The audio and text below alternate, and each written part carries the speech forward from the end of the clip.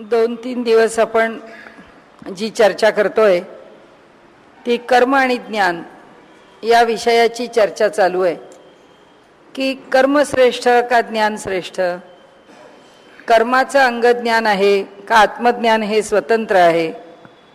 या सर्व दृष्टीने चर्चा इतकी करायची किंवा त्याला थोडासा एक क्लिष्टपणा स्वीकारायचा, कारण आता ह्या वर्षीचं आपलं ब्रह्मसूत्रामधला भाग हा खूप क्लिष्टपणाने करावा असा नाही आहे. यामधल्या भागामध्ये उपासनेचा विषय असल्यामुळे पुष्कळ रंजकतेने आपल्याला हा विषय घेता येतो. पण आपण हा कर्म आणि आत्मज्ञानाचा विषय थोडा कठोरपणाने घेतला आहे, जरा वृक्ष आहे. त्याची चर्चा आपण 2 वेळा का केली, त्याचं कारण असं की ज्याचं निश्चित उत्तर कधीच आजपर्यंत कुणीच दिलेलं नाही आहे आणि प्रत्येकाची मतं ही तितकीच महत्त्वाची आहेत, ही तितकीच बलवान आहेत आणि दोन्ही बाजू तशाच तुल्यबळ आहेत. आपण प्रत्येक वेळी 2 बाजू मांडताना त्याचा समन्वय मांडत गेलो. समन्वय पण तितकाच समर्थ आहे. आणि भगवद्गीतेमध्ये 18ही अध्याय आपण घेतलेत तर 18ही अध्यायामध्ये ज्याची चर्चा केली म्हणजे या विषयाची जी चर्चा केली आहे, भगवंतांनी सुद्धा आपल्याला निश्चित उत्तर दिलेलं नाही. भगवंतांनी सुद्धा आपल्याला असंच सांगितलंय की मन्मना भव मद्भक्तो मद्याजी माम नमस्कुरु. हा सगळा जो काथ्याकूट आहे, सगळा ह्याच्यामध्ये जो तुझ्या मनामध्ये शंका असेल की अध्यात्मज्ञानाने मी जाऊ का कर्मकांडाचा मी अवलंब करू, जे काही मनुष्याच्या मनात आहे हे सगळं जर तुला अवलंबणं अवघड वाटलं तर सगळंच दूर सोडून दे आणि तू मला शरण ये आणि मग माझा तू झालास की तुला सर्व काही प्राप्त होईल किंवा तुला खऱ्या अर्थाने सुख समाधान मिळेल. भगवंतांनी तो विषय त्यांच्या बाजूनी पुरा केला आहे. वेगवेगळ्या प्रकारांनी चर्चा केलेली आहे. त्याची वेगळी वेगळी अंग जशी उपनिषदांनी समोर ठेवली तशीच ठेवली आहेत. ब्रह्मसूत्रकारांनी सुद्धा दोन्ही बाजूनी चर्चा केली आहे. आणि आत्मज्ञानाकरता कर्माची आवश्यकताच नाही असंही म्हटलं नाही आणि कर्मच आवश्यक आहे किंवा कर्माचंच अंग आत्मज्ञान आहे असंही म्हटलं नाही. त्यामुळे अडचण एकच आहे की कोणता पक्ष आपल्याला पटतो तो पक्ष आपण स्वीकारावा. कुणीतरी तो पक्ष निश्चितपणे हा आहे असं आपल्याला सांगून त्या एका निश्चित पक्षाप्रत नेलं नाही आहे. भगवद्गीताकारांनी ज्या एका निश्चित ठिकाणापर्यंत नेलं आहे ते निश्चितपण म्हणजे असं आहे की ज्ञान, योग, कर्म आणि भक्ती हे 4 मार्ग आहेत आणि या 4ही मार्गांनी उपासना करता येते. या 4ही मार्गांनी परमात्म्यापर्यंत जाता येतं असं म्हटलं आहे. त्याला पर्याय दिलेत की कर्म सुटतच नाही, कर्म सोडताच येत नाही, ज्ञानही सुटत नाही, ज्ञानाशिवायही मोक्ष नाही किंवा व्यवहारामध्येही कोणत्याही कार्यामध्ये विशेष प्रावीण्य नाही. म्हणजे ज्ञानाची महती पण तितकीच तशीच राहते. तर ज्ञानाची महती तितकीच आहे, कर्माची महती तशीच आहे. त्यामुळे ज्ञान आणि कर्म हे अपरिहार्य अनिवार्य आहेत. आता कोणत्या मार्गाने आपण जायचं, साधनेचा मार्ग कोणता स्वीकारायचा, त्याकरता एक तर योगाचा किंवा भक्तीचा असाही निष्कर्ष काढता येतो. आणि सगळ्यात खरं म्हणजे एकच आहे की त्याची कितीही चर्चा केली तरी सुद्धा आत्मज्ञान स्वतंत्रच आहे किंवा कर्माचंच अंग आहे ह्या कशाचाही निर्णय लागतो लागत नाही अशी स्थिती आहे. हे सगळ्या ग्रंथांच्या मधले चर्चेचे आणि विवाद्य विषय आहेत. त्यामुळे ते कसे वादविवाद आहेत त्याकरता आपण ते पुन्हा पुन्हा घेण्याचा प्रयत्न केलेला आहे. आणि म्हणून त्यांनी आता त्याचेच वेगळे मुद्दे मांडत राहायचे, याला म्हणजे वेळेची मर्यादा आहे. आपल्याला जितके महत्त्वाचे मुद्दे आहेत तेवढे आपण मांडले. आणि ज्ञान आणि कर्म हा विषय चर्चेचाच आहे.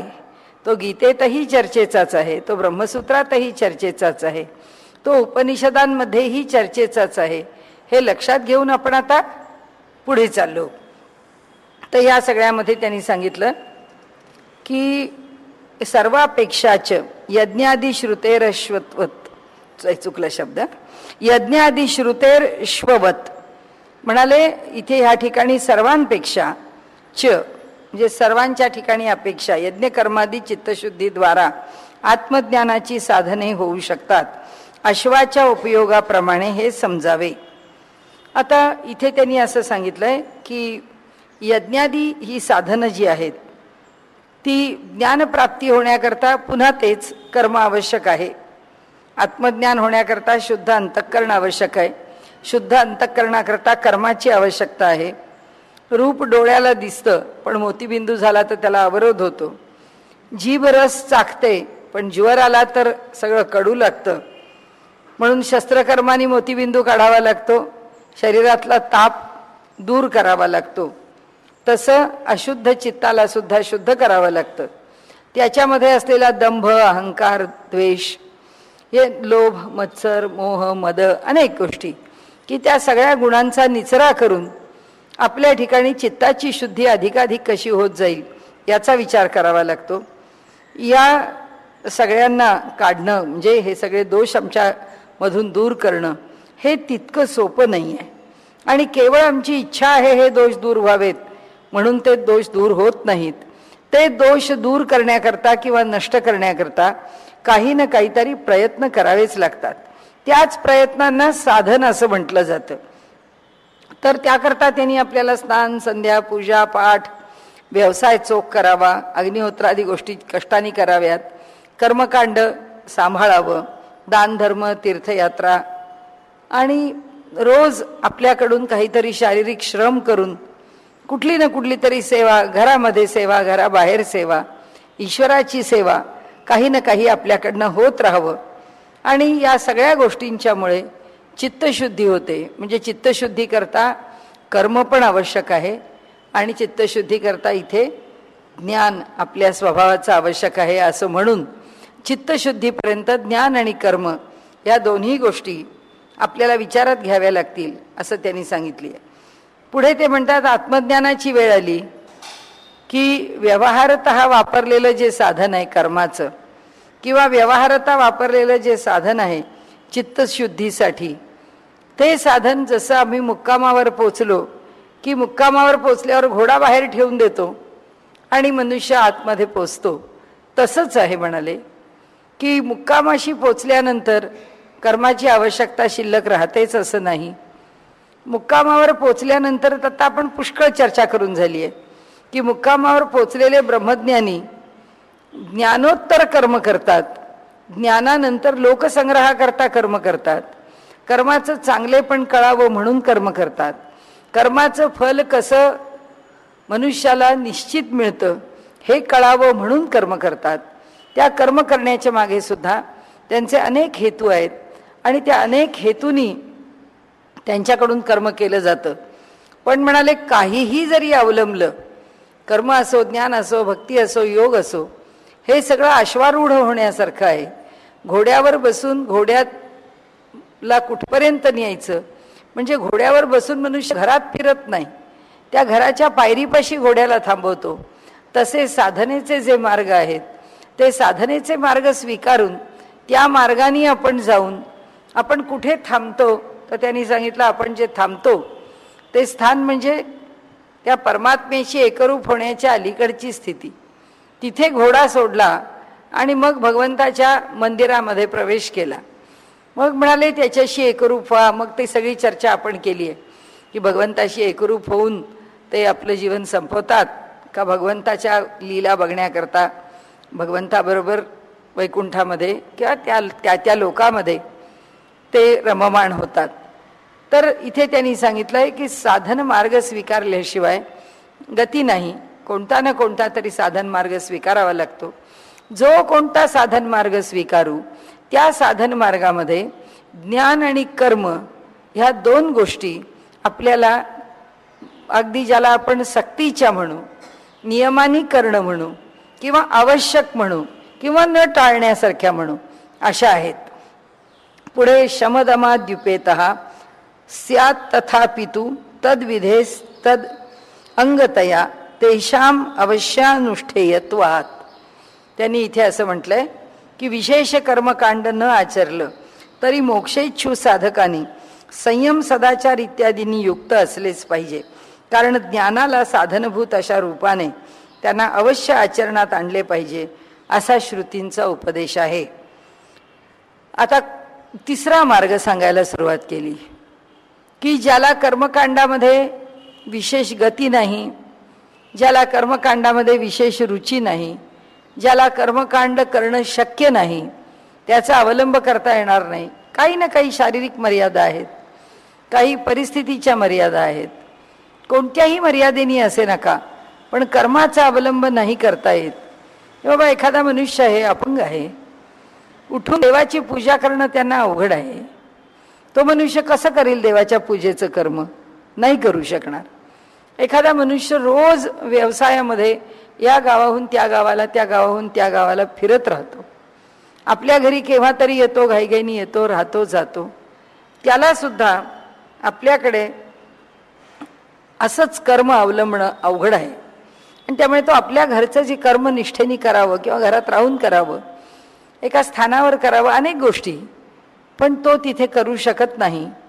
असे जे कोणी आहेत की एका विशिष्ट पद्धतीने कर्माचा अवलंब आणि कुठल्या तरी साधन मार्गाचा, भक्ती मार्गाचा किंवा योग मार्गाचा असा अवलंब आपल्या जीवनामध्ये करू शकत नाहीत, त्यांनी सांगितलं की त्यांनी काही यातलं आचरलं नाही तरी चालेल, पण ब्रह्मज्ञानाच्या प्राप्तीकरता त्यांनी शमदमाचा विचार जरूर करावा.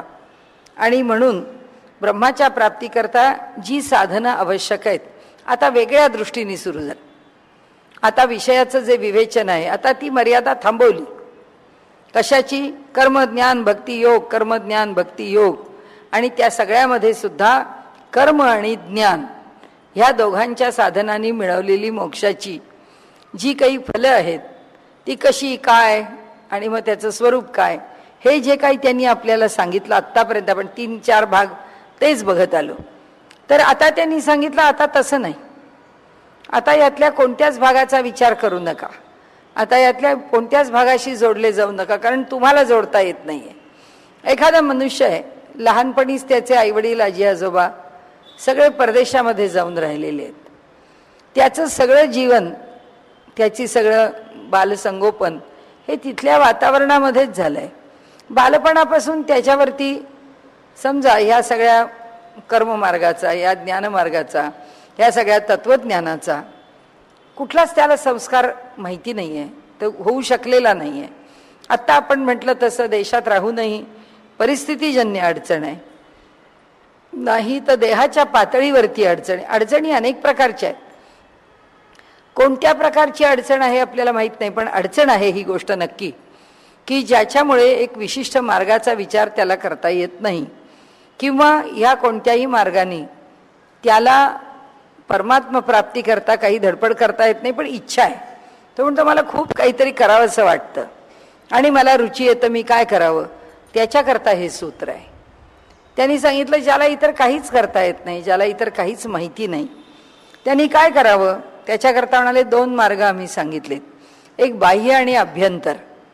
त्याला ते शास्त्र कळो का न कळो, त्याची चर्चा त्याला उमजो का न उमजो, तो विषय म्हणाले सोडून द्या, त्या विषयामध्ये पडू नका आपण. मग काय करावं त्यांनी इंद्रिय निग्रह करावा, तप, दान, स्नान, पूजा, व्रत, हवन, ह्या सगळ्या ज्या गोष्टी आहेत, उपवास, जप, अध्ययन, ही सगळी ज्ञानाची बाह्य साधनं आहेत. या बाह्य साधनांपैकी आपल्याला काय जमतं? इंद्रिय निग्रह जमतो, आपल्याला तप जमतं का, आपल्याला दान जमतं का, स्नान जमतं का, पूजा का, व्रत का, हवन. आता आपल्या या मठाच्या शेजारीच तिथे जे ऑफिस आहे तिथे सारखे बाहेर लोक बसलेले असतात, तर असं वाटतं इथे काय चालतं म्हणून एकदा त्यांना विचारायला गेलं तर त्या लोकांनी सांगितलं की इथे आम्हा लोकांच्याकरता रोज दान दिलं जातं, ती काही जर आमची अडचण असेल तर आमची अडचण सोडवण्याकरता इथे 1 तास दिलेला आहे की त्या माणसाची ती अडचण, बरं एखाद्याचं कोणी घरातला नातेवाईक हॉस्पिटलमध्ये दाखल झालेलं आहे तर त्यांना आर्थिक मदत पाहिजे, कुणाची काही अडचण, कुणाची काही अडचण, तर ती अडचण योग्य आहे का हे आधी तपासून पाहिलं जातं म्हणाले. आणि आम्हाला त्यांना ज्या पद्धतीने मदत करायची आहे त्या पद्धतीने ते करतात. म्हणजे त्यांना जी मदत करायची आहे त्या मदतीची संख्या, काल, मर्यादा काय त्यांनी ठरवली असेल ते, पण रोज तितकं दान तिथे दिलं जातं असं त्या लोकांनी सांगितलं. त्याचं काय स्वरूप आहे मला एवढं काही माहिती नाही, पण ते त्या लोकांनी सांगितलं त्याप्रमाणे की एखाद्याला दुसरं काहीच जमत नाही, तो म्हणतो मी संपत्ती इतकी मिळवतो, त्या मिळवण्याकरता मी दिवसाचे 24 तास त्याच्यामध्ये खर्च करतो, तर मी संपत्तीचंच दान देऊ शकतो. आणि त्यामुळे दान हा एकच विषय किंवा हा एकच त्यातला बाह्य साधनांच्या पैकी एका साधनाचा अवलंब करून काही लोक राहतात. दुसरं म्हणाले कुणाला उपवास जमतो, जसे सध्या अण्णा हजारे रोज सांगतात की 15 दिवसाचा अनशन मला काही फार अवघड नाही, मी पाणी पितो आणि पाण्यावरती मी 15 दिवस राहू शकतो. कारण का माझा देह आहे, त्या देहाला अशी सवय आहे की त्या देहाला मी तेवढं सांभाळू शकतो याही वयामध्ये. ठीक आहे, मला हे जमू शकतं. काही लोक जसं पर्युषण करतात, जसे रोजे असतात, रोज्यामध्ये रोज संध्याकाळी खायला तरी मिळतं, त्या पर्युषणामध्ये तसंही होत नाही. पाणी प्यायचं नाही, काही खायचंही नाही, 2-2, 3-3, 4-4, 5-5, 10-10 दिवसांचे उपवास केले जातात. तर हे सगळे उपवास झेपले पाहिजेत, पण ह्याकरता तब्येत खूप चांगली पाहिजे, हे प्रत्येकालाच जमेल असं नाही. म्हणून त्यांनी सगळे पर्याय दिलेत. तर काही जण म्हणतात आम्हाला बाकी काही जमणार नाही, आम्हाला प्रामाणिकपणाने अध्ययन करणं जमेल. ते वेदांचं अध्ययन करत राहतात, सगळं जीवन वेदाचं अध्ययन करण्यामध्ये घालवतात. ते पण एक साधन आहे, बाह्य साधन आहे. आणि म्हणून त्यांनी सांगितलं जे अंतर साधन आहे किंवा अभ्यंतर साधन आहे, ते अभ्यंतर साधन काय आहे, तर सचोटीने केलेला व्यवसाय आहे की अत्यंत प्रामाणिकपणाने व्यवसाय करावा, अनाथांना आश्रय द्यावा. जी दया अंतःकरणातल्या, आपण एक पहिल्या काही दिवसांपासून म्हणतो आहोत की 2 गुणांना जास्त जवळ करावं किंवा त्याच्यावरती आपण आपला व्यवहार जास्त ठेवावा. एक म्हणजे कृतज्ञता आपल्या बाजूनी, आणि दुसरी म्हणजे दुसऱ्याकरता आपल्या बाजूनी दया. दया याचा अर्थ असा की कनवाळूपणा अंतःकरणामध्ये पाहिजे, कोमलता अंतःकरणामध्ये पाहिजे, आणि दुसऱ्याच्या लहान लहान लहान गोष्टीच्या विषयीची कृतज्ञता आपल्या अंतःकरणामध्ये राहिली पाहिजे. की आपल्या तो जो एक भाव आहे ना, ते एक अभ्यंतर साधनच आहे, अंतःकरणाला शुद्ध करत नेणारं साधनच आहे. आणि त्यामुळे त्यांनी सांगितलं की पुष्कळ पैसे मिळतात, आवश्यकतेच्या पलीकडे असलेल्या पैशांचा गरजेपेक्षा जास्त संचय करू नये, पैसा जास्त राखून ठेवू नये, आणि फार राखून त्या धनातून सुखसाधनं घेऊन त्याचा अतिरिक्त उपभोग पण घेऊ नये. आवश्यकतेपुरतं, मर्यादेपुरतं आपल्याजवळ मिळणाऱ्या पैशाचा संचय करावा, त्याचा उपयोग करावा, आवश्यकतेच्या पलीकडे त्याचा उपयोगाच्या मध्ये पडू नये. सद्ग्रंथांचं वाचन करावं, कथा श्रवण, नंतर नित्यश्रवण, नित्यसेवा, या सगळ्या गोष्टी ज्या आहेत त्या त्यांनी म्हटलंय की हे सगळं अभ्यंतर साधन आहे. सेवा करणं हे आतून यायला पाहिजे, करायला पाहिजे म्हणून केलं, कर्तव्य म्हणून केलं आणि आतून वाटतं म्हणून केलं, याच्यामध्ये अंतर आहे. आणि त्यामुळे वाटतं म्हणून करणं जे आहे ते जरूर करावं. आणि त्या सेवेला अर्थ आहे की सेवा भावच एखाद्याच्या अंतःकरणात असतो, उपजत असतो, आणि ते मनुष्य सेवेला सारखं तत्पर असतं. अशी सेवा करावी. वडीलधाऱ्यांच्या वयाचा, त्यांच्या गुणांचा, त्यांच्या एकूण कर्तृत्वाचा, त्यांच्या आपल्यावरच्या केलेल्या अनेक चांगल्या संस्कारांचा आदर आपल्याकडे ठेवावा. त्याचबरोबर वाणी गोड असावी, आणि वाणीनी गोडच बोलावं, सौजन्याने बोलावं, वागावं. हा एक विषय सांगितला. कधी विनयशीलता सोडू नये, कोणाशीही शत्रुत्व आपण होऊन ओढून घेऊ नये. शत्रुत्व येऊनच पडलं तर त्याला काही इलाज नाही, पण आपण होऊन शत्रुत्व ओढून घेतलंय असं होऊ नये. आपण होऊन कोणाशी सहसा भांडायला जाऊ नये. वादविवादाची वेळ आली तर वादविवाद फार वाढवू नये, तिथल्या तिथे मिटवून गोड बोलून चला, जाऊ द्या, संपवून टाका, पुढे चला, असं म्हणून वादविवाद संपवावा. आणि शत्रुत्व वाढवत बसू नये. शत्रुत्व उडावत जावं. कुठल्याही ठिकाणी आपण आपला हट्ट आणि आग्रह करू नये की नाही असाच बोललात, बघू तो कसा वागतो, बघू तो कसा आपल्याला येईलच की नाही एके दिवशी नाक घासत, बघू मग त्या दिवशी आपण काय करायचं. काही आवश्यकता नाही आहे. जो तो आपल्या चांगल्या वाईटाचं जे फळ आहे तो ज्याचा तो भोगील. आपल्याला काय करायचं आहे, आपल्याला जसं आणि जितका संबंध ठेवायचा आहे, जितपत गोड वागायचं आहे तितपत वागावं. फार त्याच्या आपल्याला जमणारं व्यक्तिमत्व नाही आहे, फार जवळ जाऊ नये, लांबून राहावं, फार जवळ जाण्याच्या भानगडीत पडू नये. पण शत्रुत्व मात्र आपण शक्यतो ओढवून घेऊ नये आपल्याकडून. नंतर आपल्याकडे काय आहे त्याचा डौल कधी मिरवू नये, आपला साधेपणा आपण कधी सोडू नये. नंतर आपलं वागणं जे आहे त्याच्यात गबाळेपणा, गहाळपणा, विसराळूपणा, अव्यवहारीपणा, न समजून अज्ञानाने व्यवहार करणं आणि मग त्याचबरोबर आपल्याला न समजल्यामुळे अनेक गोष्टींचा गोंधळ निर्माण करणं करू नये असं समर्थांचा तर कटाक्ष आहे. तिसरे ते सावधपण सर्व विषयी असं समर्थ म्हणतात. त्यामुळे सावध व्यवहार करावा अशी एक धारणा आहे. दुसरं व्यवहारतः आपण आपल्याला समजून घेण्यासारखा विषय म्हणजे इंद्रियांना फार पीडा देऊ नये आणि इंद्रियांचे फार लाड करू नयेत. दोन्ही करू नये. इंद्रियांना पीडाही देण्याचं कारण नाही आणि इंद्रियांचे फार लाडही करण्याचं कारण नाही. कारण अत्यंत पीडा देऊन देहाला कष्ट देणं किंवा अतिशय लाड करून देहाला आळसात ठेवणं हे सगळं कशाकरता चाललंय. त्यांचं म्हणणं असं आहे की ज्याला हे कोणतेच वैदिक मार्ग माहिती नाहीत त्याच्याकरता जसा संतांनी उपदेश करून धर्माचं स्वरूप सांगितलंय तसं ब्रह्मसूत्रकारांनी सांगितलंय की एवढ्या एवढ्या नियमांचं आचरण करा, पालन करा, ह्यातलं काहीतरी घ्या, यातलं एखादं घ्या. आता पुन्हा आपला तोच शब्द या उपासनेमध्ये आलेला, समुच्चयाने किंवा समन्वयाने 4, 2, 3 अशा गोष्टींचा काहीतरी समन्वय करा. 5, 7, 8, 10 गोष्टींचा समुच्चय करा.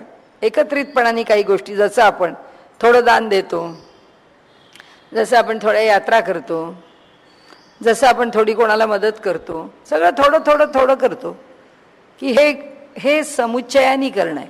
प्रत्येक चांगली गोष्ट थोडी थोडी थोडी थोडी अवलंबणं आहे.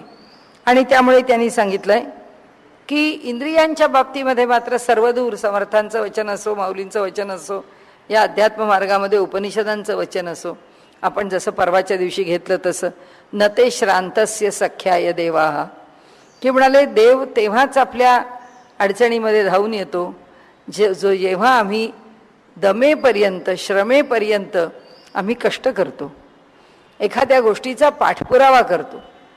इतका जेव्हा आम्ही पाठपुरावा करतो तेव्हा तो आमच्याकरता धावून येतो. आणि म्हणून त्यांनी इथे म्हटलं की आम्ही जर इंद्रियांचे लाडच करत राहिलो की नको बाबा हे सांभाळावं, नको बाबा फार थकू नये, नाही आपल्याला एवढी विश्रांतीच पाहिजे, तरी ती आवश्यक आहे का हे पुन्हा पुन्हा पडताळून पाहावं. आणि दुसरं, इंद्रियांना अति काबाड कष्टात पण लावू नये की माझा सगळा दिवस अगदी बिझी असतो, माझा मिनिट न मिनिट बांधलेला असतो, माझं सगळं दिवसाकाठी काय केव्हा कुठे कसं करायचं ते ठरलेलं असतं आणि त्यामुळे मी माझं रुटीन काही बदलू शकत नाही असं म्हणणं हे सुद्धा आपल्या शरीरावरती अन्याय करणारच आहे. आणि म्हणून त्यांनी इथे म्हटलंय की दोन्ही बाजूनी शरीराला खूप पीडाही देऊ नये आणि शरीराला खूप आळसपण किंवा आळसात पण ठेवू नये. नंतर त्यांनी सांगितलं की यथाशक्ती दान द्यावं. नंतर धार्मिकतेचं शक्यतो प्रदर्शन करू नये. त्याच्यापुढे कुलधर्म कुलाचार यांचा आदर करावा की आपल्या घरामध्ये काय सांगितलेलं आहे कुळधर्माच्या बाजूनी त्याचा नक्की अवलंब करावा. विद्वानांचा सत्कार आणि स्वागत करावं. आपल्याला जिथे जिथे मोठे लोक, व्यासंगी लोक, पंडित लोक, काही सज्जन लोक, काही सन्मार्गावरती कार्य करणारे लोक भेटतील त्यांचा आपल्याला जमेल तसा आपण आदर सत्कार करावा. आणि अशा प्रकारचं वर्तन जर आम्ही ठेवलं तर त्यांनी सांगितलं की देह आणि मन ह्यांना वळण लागतं आणि आपल्याला ह्या अध्यात्म मार्गाची जी पूर्वसिद्धता आहे म्हणजे ह्या अध्यात्म मार्गामध्ये प्रवेश करण्याकरता जी काही आपली बैठक आहे ती तयार होते. आता हे सगळं बाहेरचं झालं, याला बाह्य साधन म्हटलं किंवा ही बाह्य तयारी म्हटलं. अभ्यंतर म्हणजे अंतःकरणाची तयारी जी आहे, तर ती अंतःकरणाची तयारी त्यांनी सांगितलंय की मनाची मशागत नीट केल्याशिवाय बाहेरचा व्यवहार नीट होत नाही. म्हणजे आपल्या मनाची मशागत आपल्याला करावीच लागते. मनाला पुष्कळ वळण लावण्याचा प्रयत्न करावाच लागतो. आणि का करावा लागतो? त्याचं कारण असं की पात्र योग्य असेल तरच दूध पिण्याच्या लायकीचं राहतं. नंतर उद्योगाला भांडवल लागतं. आपल्याला जर रणांगणामध्ये जिंकायचं असेल तर बळ लागतं. चित्रकाराला सुद्धा कुशल कुंचले रंग लागतात. बाहेरचं साधन जे आहे ते दम आहे. दम याचा अर्थ दमन, दमन याचा अर्थ संयम. हे जे सगळं आत्तापर्यंत आपण सांगितलं ते सगळं संयमाकरता आहे की वडीलधाऱ्यांना शक्यतो आपण बोलू नये. हा आमच्या वाणीला दिलेला संयम आहे, हा आमच्या विचारांना दिलेला संयम आहे की त्या संयमाचा बोध आम्ही करून दिला की नाही पटलो मोठ्या माणसात, नको पटू दे. पण आपल्या मनात काहीतरी तिरकस उत्तर द्यायचं आलं तर मनाला 10 वेळा आधीच सांगावं, नाही आपल्याला काही उलटं उत्तर द्यायचं कारण नाही. हो म्हणावं, नाही तर नाही म्हणावं. होही नाही, नाही नाही, हे दोन्ही म्हणणं अवघड असेल. अवघड अशा करता की जे आपल्याला अडचणीत आणणारं असेल तिथे मौन राखावं. दुसरं काय करावं? काही बोलू नये, गप्प बसावं. पण जे पटत नाही ते दिवसाकाठी जेव्हा 4 वेळा 8 वेळा 10 वेळा ऐकायची वेळ येते तेव्हा एक वेळा माणसाचं मन जे आहे ते हा संयम सोडून झुगारून देतं. आणि माणसाच्या तोंडातून काय राग आहे, काय संताप आहे, काय त्याचा विरोध आहे बाहेर पडल्याशिवाय राहत नाही. त्यांनी सांगितलं प्रकार 2 न, कारण हे जे सूत्र आहे त्याच्यामध्ये त्यांनी शमदम ह्या 2 गोष्टीच सांगितल्या आहेत आपल्याला आधी. आणि ते म्हणतात की तेषाम अवश्य अनुष्ठयेत, अवश्य अनुष्ठान करा. आणि म्हणून ते काय सांगतात? शमदमात उपेतहा, शमदम जो आहे त्याचा विचार करा की जरी तुम्हाला इतर कर्मकांड नाही करता आलं, जरी तुम्हाला काही उपासना नाही करता आली, तरी त्यांनी आपल्याला सांगितलं की शमदमात द्युपेतहा स्यात् तथापि तु तद्विधेस तदंगतया तेषाम अवश्यानुष्ठेत, अवश्य अनुष्ठान करावं. आणि नुष्ठयेत त्वात म्हणजे कराच करा, असा आचरण आणले पाहिजेच असा श्रुतीचा आदेश आहे, असा नियम सांगितला आहे.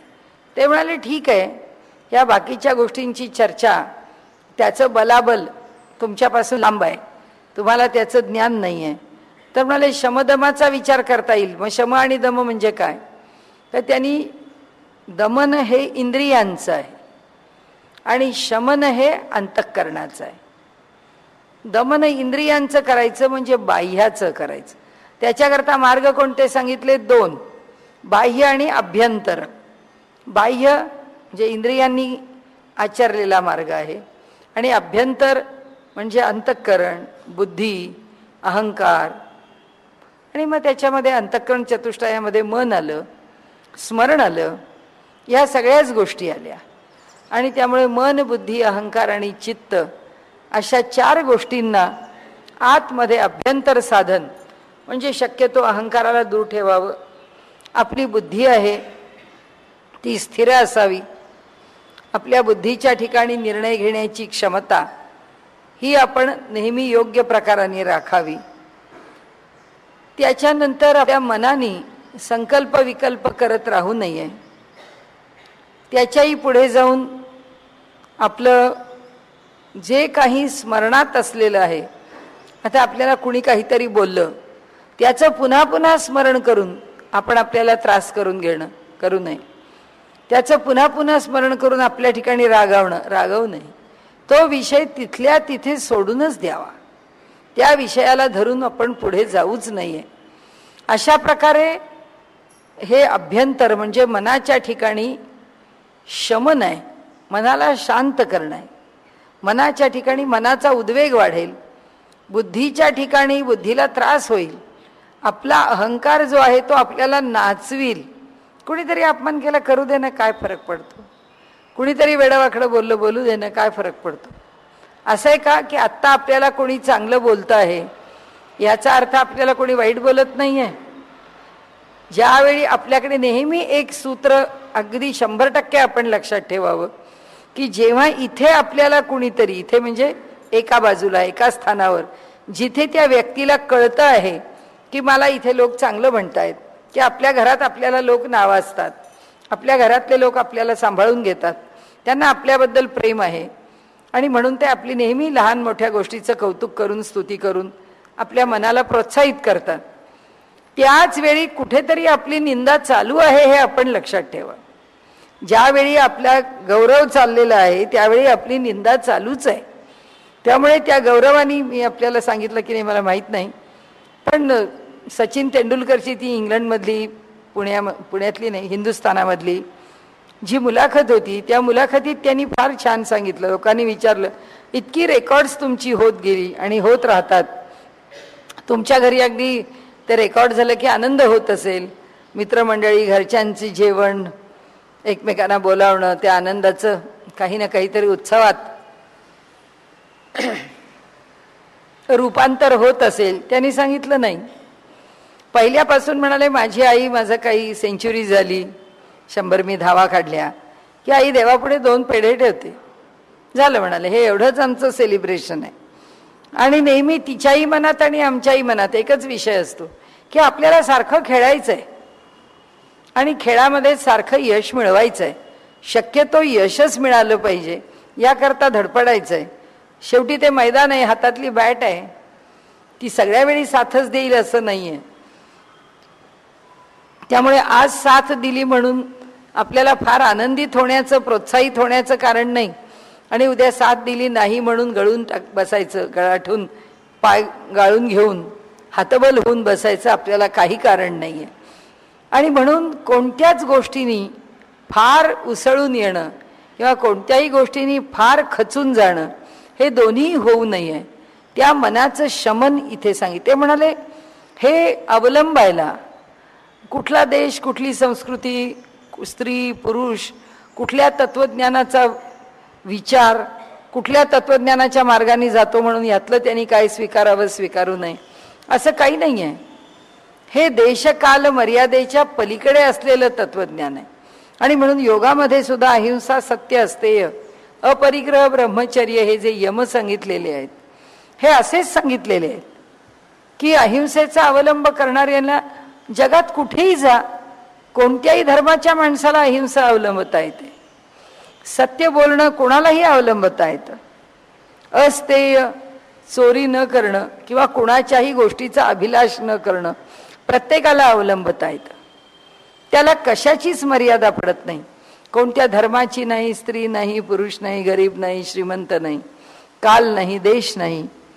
आणि म्हणून त्यांनी इथे जे सांगितलं आहे की आत्तापर्यंत आम्ही तुम्हाला ब्रह्म जाणण्याकरता उपासनेचा विषय मांडतो आहोत आणि सातत्याने हा विषय मांडत असताना आता म्हणाले, आम्ही एक गोष्ट आपल्याला सांगतो की तुम्ही असं समजूच नका की ह्या एका पद्धतीनेच आम्हाला ईश्वराची उपासना करता येते, असं काही नाही म्हणाले. ईश्वराच्या उपासनेकरता म्हणून त्यांनी हा पर्याय दिला की शम आणि दम. आता या 2 शब्दावर या. जसं आपल्याला साईबाबांनी सांगितलं, 2च शब्द सांगितले. कोणते सांगितले? श्रद्धा आणि सबुरी, पास. 2 शब्दांनी त्यांनी उपदेश केला. तसं ब्रह्मसूत्रांनी सांगितलं, आम्ही किती काथ्याकूट करतो आहे आणि कशा करता करतो आहे म्हणाले, कारण ब्रह्मा हे उपास्य आहे, ब्रह्माची उपासना करावी. ज्यांनी ज्यांनी ब्रह्माची उपासना करावी का न करावी असा विकल्प मांडला आहे, ज्यांनी ज्यांनी हे स्वीकारावं का स्वीकारू नये असं म्हटलंय, त्यांच्या म्हणण्याला आम्ही उत्तरं दिलेली आहेत की असं कसं म्हणता, हेच बरोबर आहे. एवढं सगळं झाल्यावर आता तुम्हाला निशंक करून की ब्रह्म हे उपास्य आहे, उपासनेला योग्य आहे असं सांगितल्यावर आता आम्ही तुम्हाला म्हणाले अनेक प्रकार सांगितले. यज्ञ करावेत, याग करावेत, आत्मज्ञानाकरता आत्मावारे श्रोतव्या, मंतव्या, निधिध्यासितव्या, श्रवण करा, मनन करा, निधिध्यास करा. किती विषय म्हणाले आपल्याला सांगत गेलो. मग कशाचं श्रवण करा? उपनिषदांचं श्रवण करा, श्रेष्ठ पुरुषांच्या तत्वज्ञानाचं श्रवण करा, त्यांच्या उपदेशाचं श्रवण करा. अशा अनेक गोष्टी म्हणाले आम्ही आपल्याला सांगत गेलो या सगळ्याला कशाशी न कशाशी तरी संदर्भ लावून, कशाची तरी उपाधी देऊन, कोणत्या तरी धर्माशी, कोणत्या तरी विचाराशी, तत्वज्ञानाशी निगडीत करून आम्ही आजपर्यंत बोललो. आता म्हणाले आम्ही कशाशीच निगडीत करून आपल्याला सांगणार नाही. आता आम्ही कसे सांगतो आहोत, कुठेही राहा, काही करा, फक्त बाहेरचा व्यवहार संयमित ठेवा आणि आतून अंतःकरणाला शांत ठेवा. मन आहे त्या मनाचं शमन सांगितलं आणि इंद्रियांचं दमन सांगितलं. दमन ह्याचा अर्थ इंद्रिय नियंत्रणात ठेवली पाहिजे. मग नियंत्रणाचा काय प्रकार असावा तो आपण ठरवायचा.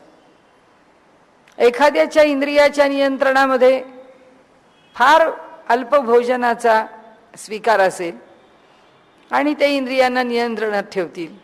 आम्हाला त्यांच्या इतकं अल्पभोजन करून भागणार नसेल. आमचा कष्ट, आमच्या देहाची हालचाल त्याच्यावर अवलंबून आहे. बाह्य व्यवहारामध्ये जसं खाणं आहे, पिणं आहे, हिंडणं आहे, फिरणं आहे आणि त्याच्याबरोबर ह्या ज्या सगळ्या अनेक गोष्टी सांगितल्यात त्या प्रत्येकामध्ये एखाद्याला झगडतच राहावं लागतं, एखाद्याला शांत आयुष्य मिळतं, एखाद्याला झगडण्याकरता कुठे पडावंच लागत नाही बाहेर, कारण त्याला त्याच्या घरात त्याच्या ठिकाणी त्याला जे पाहिजे ते मिळत राहतं आणि त्याच्याकरता कुठल्याही प्रकारचा झगडा द्यावा लागत नाही. एखाद्याला प्रत्येक गोष्ट झगडल्याशिवाय मिळत नाही. त्याला मग तुझं कसं योग्य आहे, माझं कसं अयोग्य आहे, माझं कसं योग्य आहे, तुझं कसं अयोग्य आहे करतच राहावं लागतं. पण हे सगळं करत असताना त्याचा पाया काय, त्याचं अधिष्ठान काय, त्याच्या व्हॅल्यूज काय, त्याची सूत्र काय, त्याची तत्व काय, ते त्यांनी बाह्य सांगितलंय की शक्यतो कुणालाही त्रास न देता इंद्रियांचं दमन करीत वेळच पडली तर त्याची तेवढ्याच योग्य शब्दामध्ये दखल घेत मनुष्यानी विरोध प्रकट करावा, तेवढ्याच योग्य शब्दामध्ये त्याची स्तुती करावी. कशाच्याही करता फार हुरळून जाऊ नये आणि कशाच्याही करता फार विरोधात कडव्या पडू नये. म्हणून त्यांनी इथे सांगितलं की बाह्य आणि अभ्यंतर. आता बाहेरच्या साधनामध्ये जर दमन म्हणजे इंद्रियांच्या ठिकाणी नियंत्रण जर प्रकट झालं तर म्हणाले आतून सुद्धा मनाचं समाधान होत राहतं. कारण सारखा बाहेर ह्याच्याशी भांड, त्याच्याशी भांड, त्याची निंदा कर, ह्याची निंदा कर, त्याच्यावर रागव, ह्याच्यावर रागव, हे पटलं नाही, ते पटलं नाही, हे आवडत नाही, ते आवडत नाही, हे करत मनुष्य राहिला तर त्याला समाधानच नाही कधी. बरं, त्याला जर बाहेर समाधान नाही तर त्याचं मन समाधानी राहू शकत नाही. त्याच्या मनाच्या ठिकाणी सुद्धा ते समाधान टिकणं अवघड आहे. आणि म्हणून बाहेर समाधान नाही म्हणून आत समाधान नाही, आणि बाहेर नियंत्रण आहे म्हणून मन नियंत्रणात आहे, आणि बाहेर दम पूर्ण साधलाय म्हणजे याचा अर्थ इंद्रिय कुठल्याही कुरकुरीशिवाय त्यांना जे सांगितलं ते ऐकता आहेत. तेव्हा अंतरंगामध्ये सुद्धा मनाला कोणत्याच प्रकारचा त्रास नाही आहे, मनही शांत आहे. म्हणून ते म्हणतात की बाह्य स्थिती कशी आहे त्याच्यावर अंतरंगाची स्थिती अवलंबून आहे. आणि पुन्हा एक लक्षात घ्यावं, या साधन मार्गामध्ये किंवा कुठेही प्रत्येकाच्या नेहमी जोड्या असतात. तसंच आहे, बाहेरचं साधलं म्हणजे आतलं साधतं, आतलं साधलं की बाहेरचं अधिक चांगलं साधतं, कारण शांत मन आहे. मन शांत झालं की आपणच म्हणतो रे काय आपण उगाच आरडाओरडा गोंधळ केला, एवढं करण्यासारखं काही होतं का, उगीच केलं आपण एवढा आरडाओरडा, चला आता पुढच्या वेळी नको.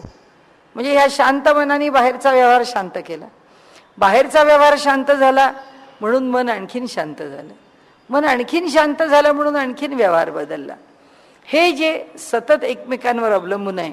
म्हणून त्यांनी इथे हे दोन प्रकार आपल्याला सांगितले की साधनामधला बाहेरचा जो दम आहे ते दमन आपल्याला जितकं चांगल्या प्रकाराने साधलं तितका अंतरंगामधून शम म्हणजे शांतता प्रकट होते. पण एक आहे की साधकाला या दोन्ही गोष्टींच्या करता पुष्कळ कष्ट घ्यावे लागतात, अभ्यास करावा लागतो. प्रत्येक वेळी आपल्या वागण्याचं अंतर्मुख होऊन चिंतन करावं लागतं. काय चुकलं आपलं, कसं चुकलं, किती चुकलं, कुठे चुकलं, या सगळ्याचा विचार करावा लागतो. आणि त्यातून त्यांनी सांगितलं की ही जी अभ्यंतर साधनं आहेत ती प्रयत्नांनी प्राप्त करून घ्यावी लागतात. या बाह्य साधनांना शिस्त आहे. म्हणजे पुन्हा विषय कुठे आला, कर्माच्या सक्तीवरती आला की कर्म सक्तीने करणं भागच आहे.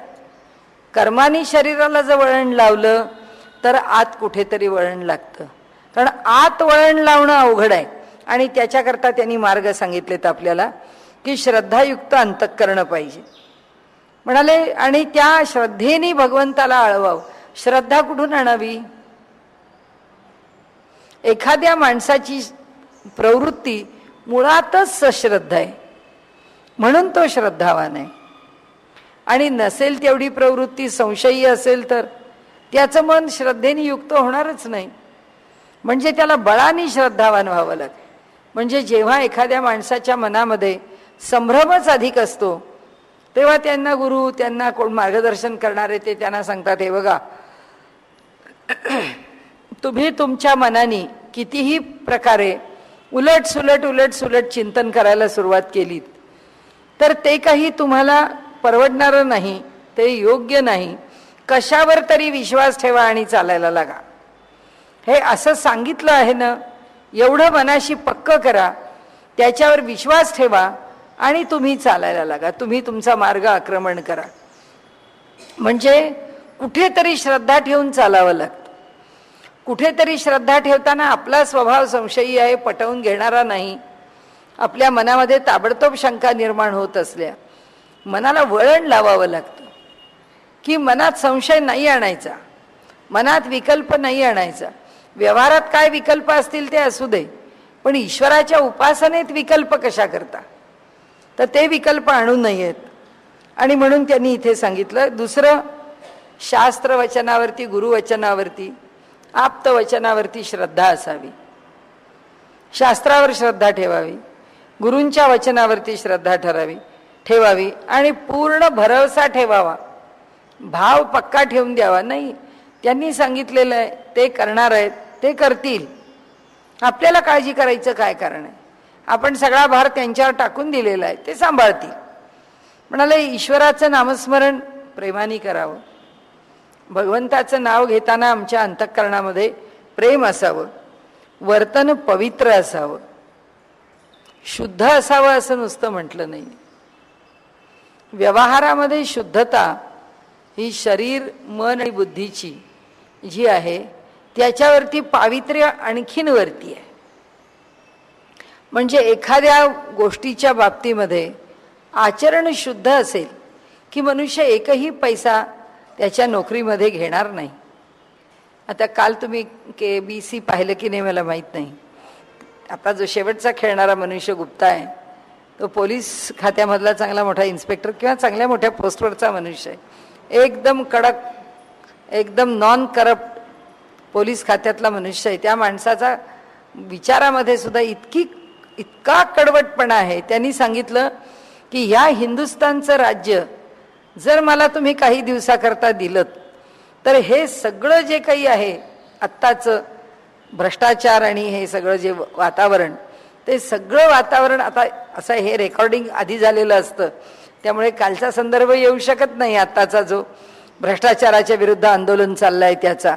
पण त्यांनी सांगितलं हे कितीतरी बदलता येईल. हे माझ्यासारख्या मनुष्याला सुद्धा कळतं की जे करता येतं त्याच्यापेक्षा कितीतरी चांगल्या गोष्टी करता येतील. हे त्यांचं शुद्ध वर्तन, ती त्यांची डिसिप्लिन, ती सगळी त्यांच्या पर्सनॅलिटीमध्ये, त्यांच्या व्यक्तिमत्वामध्ये दिसत होती. पण त्याच्यामध्ये एक शुद्धतेचा गुण जसा आहे तशी पावित्र्याची जी वेगळी, ज्याला आपण एक काय म्हणतो छटा, ती वेगळी आहे. ही शुद्धता आहे. पण पवित्रता ही शुद्धतेशी अवलंबून नाही आहे. व्यवहारातलं उदाहरण घ्यायचं तर आपलं घरामध्ये वापरणारी आपली बाथरूम्स, घरामध्ये वापरणारे आपले पॅसेजेस, बाहेरच्या खोल्या सगळ्या स्वच्छच असतात. स्वच्छ घर आपलं सगळंच असतं. पण देवघर आपलं पवित्र असतं. स्वच्छता आणि पवित्रता यातला जो फरक आहे तो हा आहे की मनुष्य स्वच्छ आहे, मनुष्य पवित्र आहे. ती आणखीन एक वेगळी गोष्ट आहे की अंतर्बाह्य पवित्रता. आणि ती जी त्यांनी इथे सांगितलं आहे की म्हणाले ईश्वराचं नामस्मरण जसं प्रेमाने घडावं, ध्यान प्रेमाने घडावं, तसं वर्तनामध्ये पवित्रता असावी, त्याला पावित्र्य असावं. केवळ शुचितेचा स्पर्श नाही, त्याला पवित्रतेचा स्पर्श असावा. आणि त्यांनी पुढे सांगितलं की स्वभावामध्ये वाकडे पण नसावं, सगळ्या भूतमात्रांच्या विषयी दयाबुद्धी असावी. हे सगळं कशाकरता सांगतायत माहितीये का? हे म्हणाले आतून आम्हाला या गुणांनी बदलत न्या. ते म्हणतात नाही ना, आता शास्त्राच्या मर्यादेवरून आम्हाला चालता येणार आहे किंवा आम्ही चालू शकणार आहे किंवा आम्ही चालत नाही आहे. मान्य आहे म्हणाले, काही हरकत नाही. चालता येत नसेल, आम्ही चालणार नसलो तर बिघडत काही नाही. पण म्हणाले ते सगळं जरी बाजूला ठेवलं तरी मन कसं कसं बदलत न्यावं लागतं. मनाच्या ठिकाणी सुद्धा एक पावित्र्य यावं लागतं. आणि म्हणून ते जे पावित्र्य आहे त्या पावित्र्यात शुचिता अधिक सात्विकता आहे. शुची आहे पण ते अधिक सात्विक आहे, ते अधिक सत्वांशाकडे जाणार आहे. आणि म्हणून ती पवित्रता जी आहे ती त्या शुचितेपेक्षा वरती आहे. नाही तर शरीर शुद्ध आहे, मन शुद्ध आहे, वाणी शुद्ध आहे. शुद्ध वाणीने मनुष्य बोलतो आहे, पण वाणी पवित्रच असेल असं नाही. त्या वाणीला अपवित्र करणाऱ्या गोष्टी कोणत्या आहेत? खोटं बोलणं. त्या वाणीला अपवित्र करणाऱ्या गोष्टी कोणत्या आहेत? दुसऱ्याला अधिक अडचणीत आणणं. त्या वाणीला अपवित्र करणाऱ्या गोष्टी आणखीन कोणत्या आहेत? तर ती जी वाणी आहे ती नको त्याच्या स्तुतीमध्ये राबवणं, दुसऱ्याला बरं वाटावं म्हणून वारेमाप स्तुती करणं, काही आवश्यकता नाही. वाणीचं पावित्र्य केव्हा आहे? जेवढं जितकं आवश्यक आहे तेवढं तितकं योग्य आणि चांगलं. दुसऱ्याच्या उपयोगाचं बोललं पुन्हा वाणी वापरली नाही, पवित्र आहे वाणी. अशा अर्थाने त्यांनी सांगितलं की कोणत्याही विषयासंबंधाने कुठेही, काय पैसा असेल, घर असेल, दार असेल, कोणाची इस्टेट, प्रॉपर्टी, काय काय असू शकेल, त्याच्याबद्दल आसक्ती नसावी. आणि अंतःकरणातून आपण आपली विरक्ती वाढवत जावी. आपल्याला व्यवहारामध्ये आसक्ती नसते असं काही नाही, आसक्ती असते. ही माझी वस्तू आहे, ती माझी वस्तू आहे, हे माझे पैसे आहेत, मी किती खर्च करावेत, मी कुणाला किती द्यावेत, मी कुणाला का द्यावेत, अनेक अनेक गोष्टी आहेत आपल्या मनामध्ये की त्या सगळ्याच आपण स्वीकारतो, त्या सगळ्याच आपल्याला पटतात असं काही नाही. कारण का? तर त्याच्यामध्ये कुठेतरी आपला स्वार्थ, आपली त्या वस्तूतली आसक्ती ही दडलेली असते. तर इथे त्यांनी सांगितलं हळूहळू ती आसक्ती सुटावी, अंतःकरणामध्ये वैराग्य निर्माण व्हावं. आणि सगळ्यात मोठी गोष्ट म्हणजे सज्जनांची संगती कधी सोडू नये. सज्जन मनुष्याच्या सहवासामध्ये अधिकाधिक राहण्याचा प्रयत्न करावा. कारण त्या व्यक्तीच्या ज्या प्रवृत्ती आहेत त्या प्रवृत्ती आम्हाला निश्चित लाभदायी आहेत. त्या प्रवृत्ती आमच्या मनावरती परिणाम केल्याशिवाय राहत नाहीत. आणि म्हणून त्यांनी सांगितलं की मग बाकी लोभ आहे, दंभ आहे, अहंकार आहे, त्याच्याकडे मद आहे, मोह आहे, काम आहे, क्रोध आहे, हे सगळे जे गुण आहेत त्या गुणांचे जे जे आविष्कार आमच्याकडे होतात ते ते कमी करत न्या. म्हणजे त्यांनी काय सांगितलं आपल्याला? भले तुम्हाला या धर्माच्या यज्ञ आदी माध्यमामधून तुमच्या चित्ताला शुद्ध करण्याकरता शास्त्रांनी सांगितलेली कर्म माहिती नाहीत, म्हणून शास्त्रशुद्ध कर्म आता करता येत नाहीत असं जर तुम्हाला वाटत असलं तर ब्रह्मसूत्रकार सांगतात दोनच शब्द लक्षात ठेवा, शम आणि दम. शमानी इंद्रियांना सांभाळा, म्हणजे बाहेर सांभाळा, व्यवहार सांभाळा, आणि दमनानी अंतःकरण सांभाळा. आता ते पुढे सांगतात कोणत्याही परिस्थितीमध्ये आपलं अंतःकरण आहे ते धैर्यापासून चळू देता कामा नये, दूर होऊ देता कामा नये. चित्ताची प्रसन्नता आणि शांतता आपण टिकवलीच पाहिजे. ती कोणत्याही स्थितीमध्ये टिकवण्याचा आपण निग्रहाने प्रयत्न करावा. म्हणाले सतत समाधानी असावं, जे मिळेल त्यात समाधान असावं. म्हणाले आणि क्षमा हेच आपलं जीवन असावं. सतत क्षमाशील असावं. आपल्याला काय करायचंय? आणि एक आहे आपलं, कसं असतं, आपला स्वभाव आहे की आपण कायम न्यायाधीशाच्या भूमिकेमध्ये असतो. आपण सारखे जगाचे न्यायाधीश झालेले असतो. ते त्याचं चुकलं, ते त्याचं चुकलं, त्यांनी असं करायला नको होतं, नाही आमचं दुसरं काहीच म्हणणं नाही, मी एवढं तरी करायला पाहिजे होतं. म्हणजे हे जे काही आमची मतं आहेत, ही सगळी मतं कशातून निर्माण होतात? की तो अपराधी आहे आणि त्याच्या अपराधाचा न्यायनिवाडा करायला देवानी मला सांगितलं. अध्यात्मशास्त्र आपल्याला असं सांगतं, म्हणजे इथे त्यांनी ब्रह्मसूत्रकारांनी सांगितलंय की आम्हाला जर आमच्या मनाला एक वेगळं वळण लावून जर परमार्थ मार्गाकडे वळायचं असलं तर ते आम्हाला म्हणतात, कुणाचं काहीही न पटू दे, मनापासून त्याला क्षमा करता आली पाहिजे. माऊलींनी त्याच्याकरता फार चांगला शब्द वापरलाय, आपण पूर्वी पण बोललो इथे, की आक्रंदन करता कामा नये.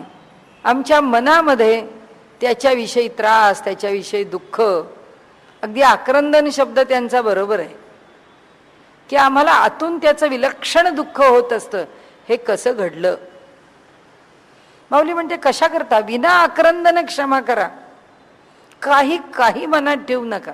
सोडून दिलं, सोडून दिलं.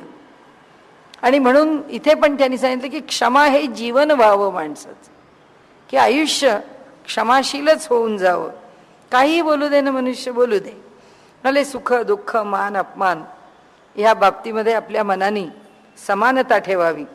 मार्दव आपल्या वृत्तीमध्ये असावं. स्वभाव कसा असावा? त्यांनी सांगितलं की चित्तवृत्ती जर वैराग्यशील व्हाव्यात, चित्तवृत्ती जर खरंच समाधानी व्हाव्यात असं वाटत असेल तर जसं कमळ उमलताना काहीही आपल्याकडे राखून ठेवत नाही, तसं उमललेल्या कमळासारखं मन उमद असावं.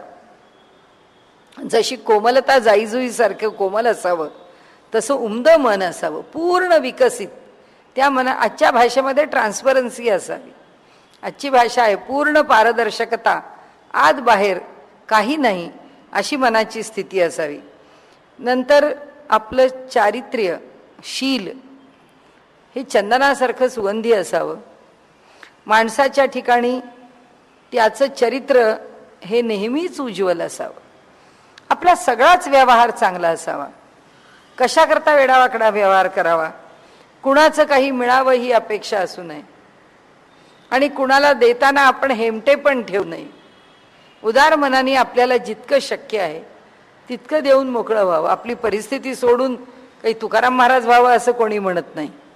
आणि तुकाराम महाराजांना सहनच झालं नाही की आपल्या घराण्यामध्ये हा सावकारीचा व्यवसाय आणि ह्या सावकारीमध्ये सगळ्यांच्या जमिनीची गहाणपत्र लिहून घेतलेली, ते सगळे गहाणवटीचे कागद आहेत, ते तुकाराम महाराजांनी बुडवून टाकले, जाळून टाकले. आणि त्यांनी सांगितलं, सगळ्या तुमच्या जमिनी तुम्हाला मोकळ्या झाल्या. तुमच्या जमिनीमध्ये तुम्ही तुमची शेती करा, सुखाने राहा, तुमचे प्रपंच करा. व्यवसाय सगळा निघून गेला. रोज फाके तुकाराम महाराजांना पडायला लागले. घरातला व्यवसायच संपला. पण त्यांच्या इतके जरी आम्ही इतके उदार उज्ज्वल चरित्र नसलो तरी आपलं मन निदान न्यायाकरता तरी संवेदनाशील असावं, की न्याय झालाच पाहिजे, कुणावरही अन्याय होता कामा नये. आणि त्याकरता मन फार सजग असावं. आणि म्हणून त्यांनी सांगितलं की मनामध्ये कुठेही निष्ठुरपण नसावं. आर्जव म्हणजे सरळपणा.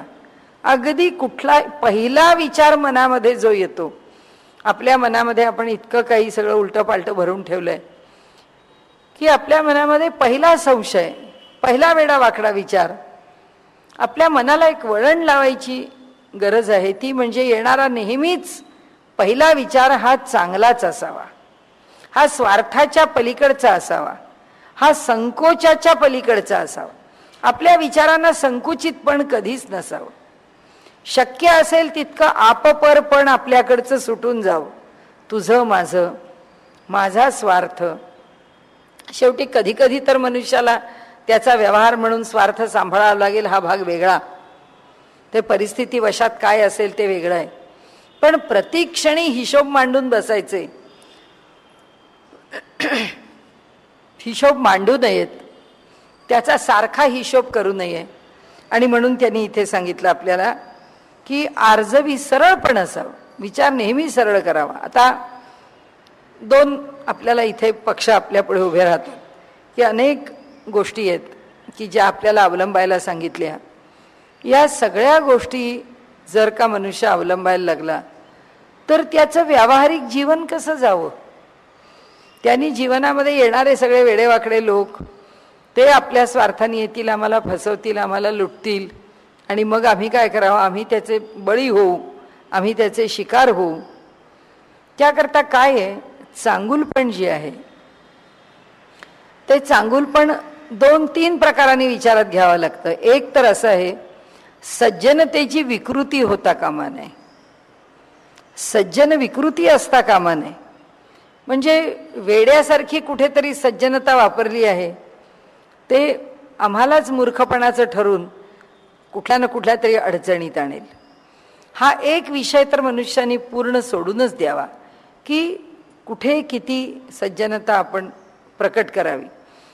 आता ती कुठे किती हे सगळं आपल्याला मोजमाप लावायला अडचणीचं वाटलं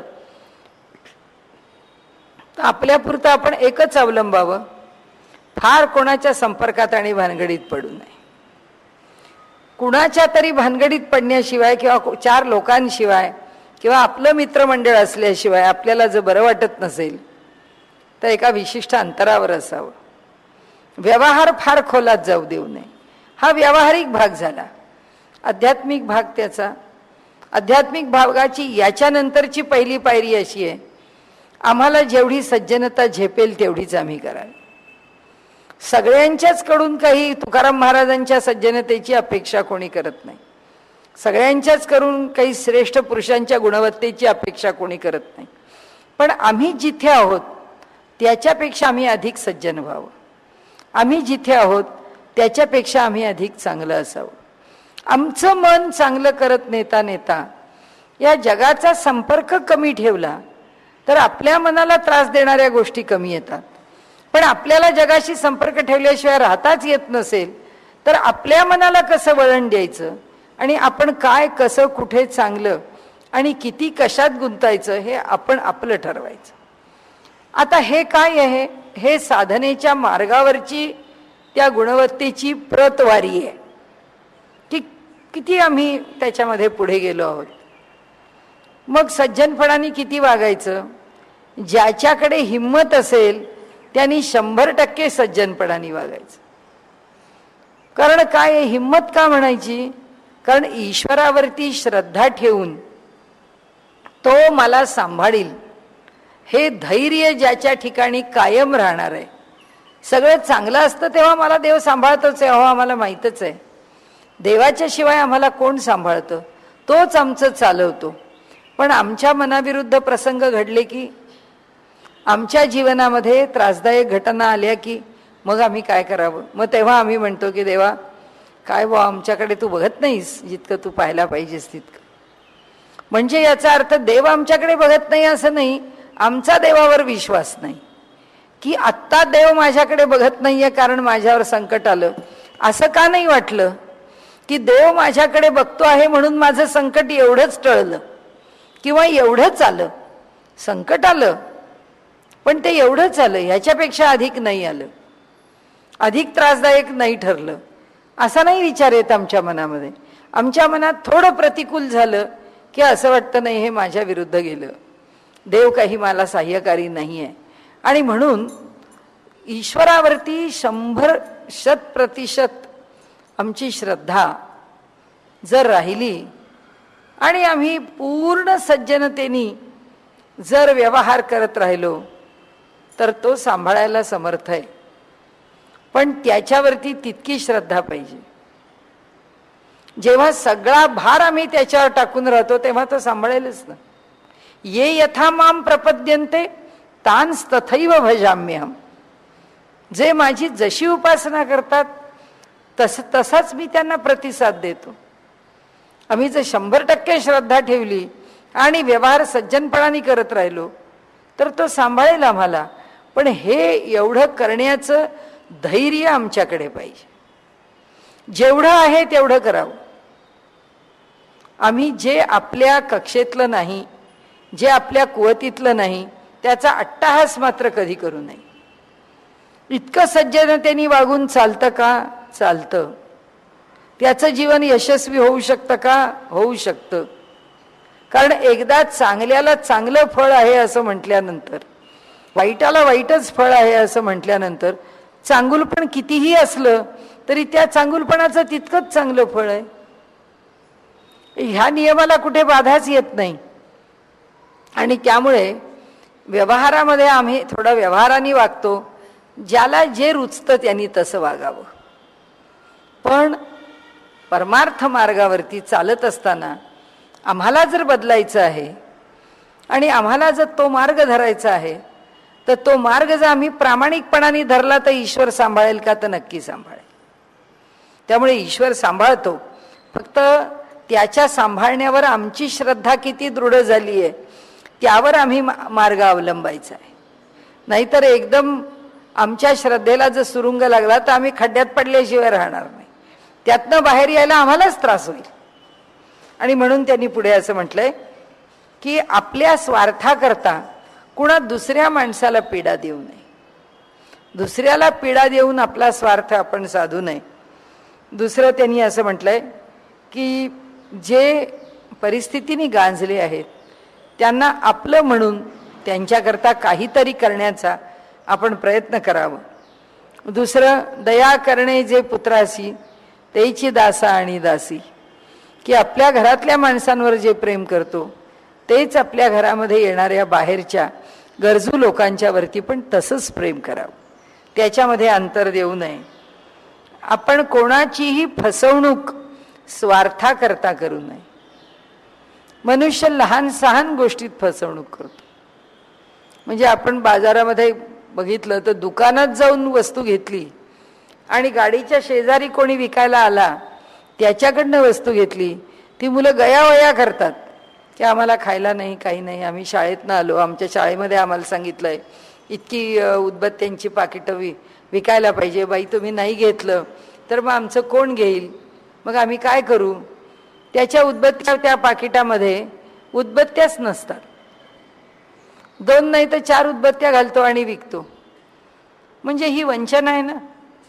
म्हणजे दया करायला तुम्ही चाललात, त्या मनामध्ये जी स्वाभाविक करुणा आहे ती मनुष्याची प्रकट झाली तर त्याला हा धक्काच देतो, त्याची तो फसगत करतो. ही जी वंचना आहे अशी स्वार्थाकरता कोणी वंचना करू नये असं त्यांनी म्हटलेलं आहे.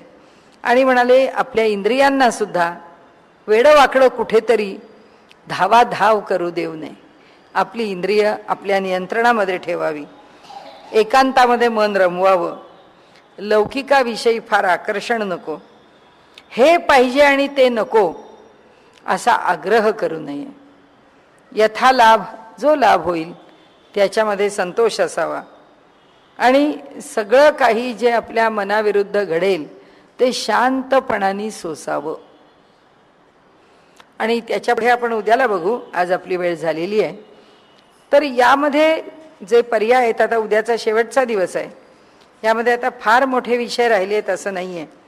आता एकच विषय आपल्याला संपवायचा आहे आणि आपला उद्या विषय संपून जाईल. फक्त आपण जेव्हा मोक्षाध्याय घेऊ त्यावेळी यातला जो भाग आहे ब्रह्मविद्येचा, जो त्यावेळी ब्रह्मविद्या विचारात आपण घेतली नाही तेवढा विषय मात्र आपण त्या मोक्षाध्यायामध्ये घेणार आहोत. कारण शेवटी ब्रह्मविद्येनी मोक्ष किंवा त्याचं काय स्वरूप त्याचा विचार आपल्याला तिथे करायचा आहे. म्हणून इथे आणि तिथे पुन्हा पुन्हा नको म्हणून तेवढा विषय फक्त ह्या अध्यायातला घेतला नाही. यातले 1-2 विचार आहेत ते उद्याला आपण संपवूया.